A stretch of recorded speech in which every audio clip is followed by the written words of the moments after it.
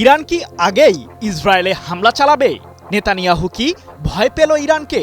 হঠাৎ রাশিয়ার president Vladimir পুতিনের কাছে কেন ফোন করলেন ইসরায়েলের প্রধানমন্ত্রী? আড়ালে কি গভীর কোনো পরিকল্পনা চলছে? কারণ ইরানকে ঘিরে আবারও শুরু হয়েছে ইহুদিবাদীদের ষড়যন্ত্র।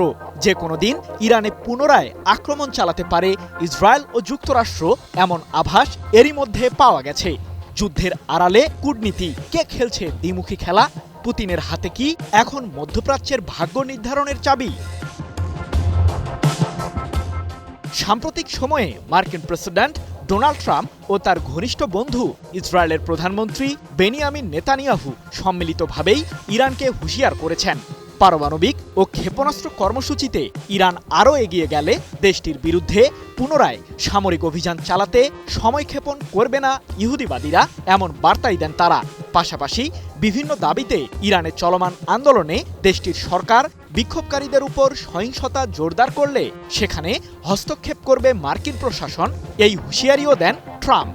এরপর থেকেই নতুন করে যুদ্ধ পরিস্থিতি বিরাজ করছে পুরো মধ্যপ্রাচ্যে। কিন্তু ইসরায়েলের প্রধানমন্ত্রী ট্রাম্পের অগোচরেই এবার রুশ প্রেসিডেন্ট পুতিনের শরণাপন্ন হলেন।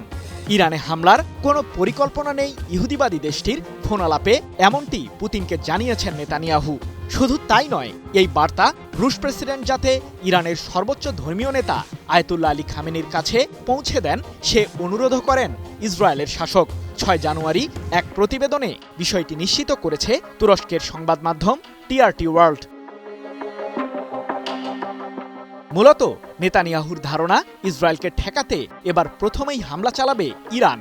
যদিও সম্প্রতি ইসরায়েলের পার্লামেন্ট নেসেটকে নেতানিয়াহু জানিয়েছেন যে ইরান যদি ইহুদিবাদী দেশটির উপর আক্রমণ চালায় তাহলে তেহরানকে খুব কঠিন পরিণতি ভোগ করতে হবে।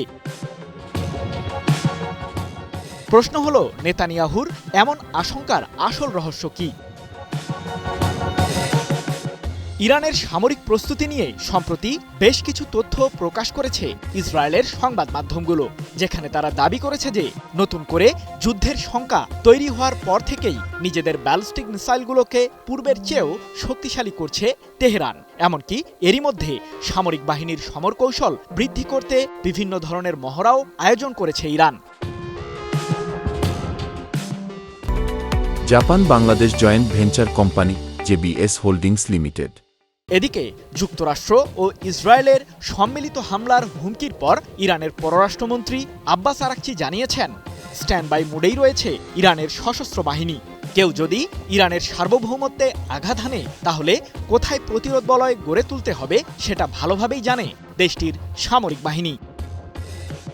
সৃজন মাহমুদ, নিউজ 24।